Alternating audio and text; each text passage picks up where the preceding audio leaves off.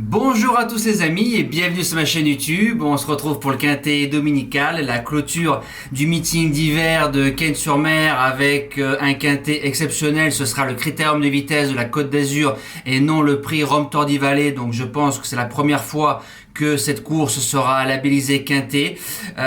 Cette course fait partie des 3 meilleures courses de l'année sur l'hippodrome de la Riviera avec le prix de la Côte d'Azur au mois de janvier groupe 3, le critérium de vitesse labellisé groupe 1 au mois de mars avec les meilleurs champions qui se déplacent chaque année et le prix du Conseil général des Alpes-Maritimes au mois d'août qui fait aussi clôture de meeting d'été sur l'hippodrome de Cannes-sur-Mer. Explication des conditions: 13 partants, 1609 mètres, 8 en première ligne, 5 en deuxième ligne. Ça part très vite, ils ouvrent les ailes, mi-ligne droite devant les tribunes. Le tournant du loup, ligne d'en face, le tournant de la cantine et toute la ligne droite. Faites attention sur 1609 mètres, l'arrivée n'est pas au premier poteau, mais au deuxième poteau de Cannes-sur-Mer. Donc pratiquement à l'entrée du tournant du loup. Beau quintet, on va commencer la sélection. Alors mon gagnant ce sera le numéro 8, Vivid Wise As. Alors le cheval a couru 5 fois à Cannes-sur-Mer, 5 victoires. 3 victoires dans le prix du Conseil général des Alpes-Maritimes et 2 victoires dans le critérium de vitesse, donc un 5 sur 5, 100% de réussite, 9,5 sur le parcours. Il a battu le prestigieux record de Coul Ducos dans le prix de France et sur les 2100 mètres grande piste de Vincennes. C'est sa plus belle victoire dans sa carrière. Numéro 8, dernier trotteur à avoir gagné cette course-là avec le numéro 8, c'est un certain Kesako Fedo en 2007. Donc ça fait 15 ans. Je pense qu'il va falloir démarrer et c'est un cheval qui peut réussir la passe de 6 sur l'hippodrome de Cannes-sur-Mer. Deuxième base, le numéro 5, Delia du Pomereux. Alors cette jument a couru 4e de cette course-là en 2020 et 2e en 2021. Bonne deuxième du prix de France. Elle est montée crescendo mais doucement lors de la deuxième partie du meeting d'hiver. Je pense qu'il y a le poids des années et le poids des combats, mais c'est encore une jument redoutable. Elle est courageuse et teigneuse. Bon numéro, David Thomas qui est dans la voiture. Elle a largement sa place dans les 3. Premier outsider, ce sera le numéro 3, Cockstyle.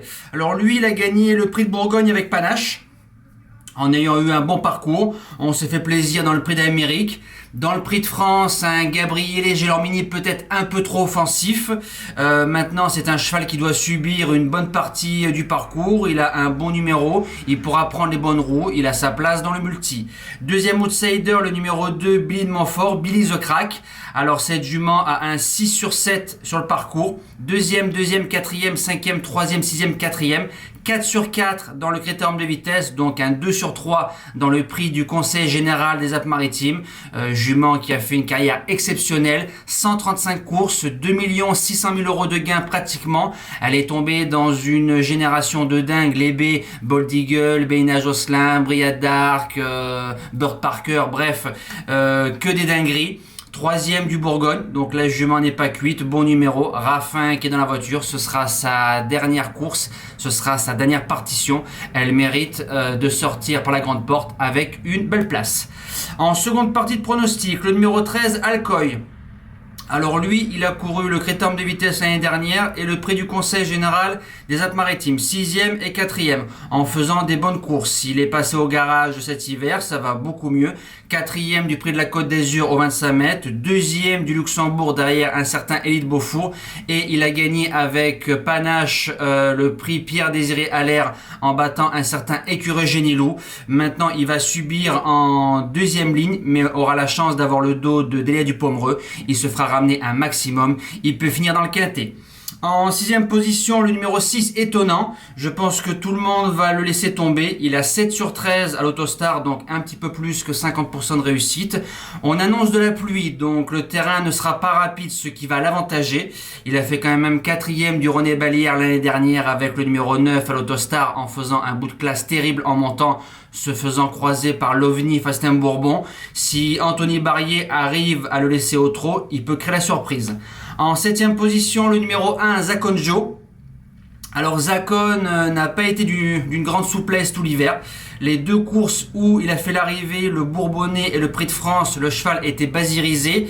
Dans le Prix de France, il a eu un parcours en or et il n'a pas giclé comme il aurait dû gicler. Il m'a déçu même en sauvegardant la 3e place. retrouve son pilote numéro 1 Roberto Vecchione, numéro 1 derrière les ailes de l'Autostar, sa distance de prédilection, je pense qu'on va faire devant méchant. Et je termine avec le 5 ans de la course, le numéro 11 Blaise Dipa, surprenant 4e du Critérium Continental en faisant la descente sur le pied de 1.02, 1.03. Il a ensuite eu un bon parcours, il a sauvegardé d'autorité une belle 4e place. Maintenant il aura un bon dos qui sera le numéro 3 Cockstyle, le cheval d'Éric Bondeau. Si tout se passe bien, bien ramené, pourquoi pas une 5e place à grosse cote. Voilà, nous c'est terminé les amis. Merci d'avoir suivi cette vidéo là. Je vous souhaite un bon dimanche, un bon critérium de vitesse de la Côte d'Azur et une belle clôture à Cannes-sur-Mer. Merci à tous, ciao.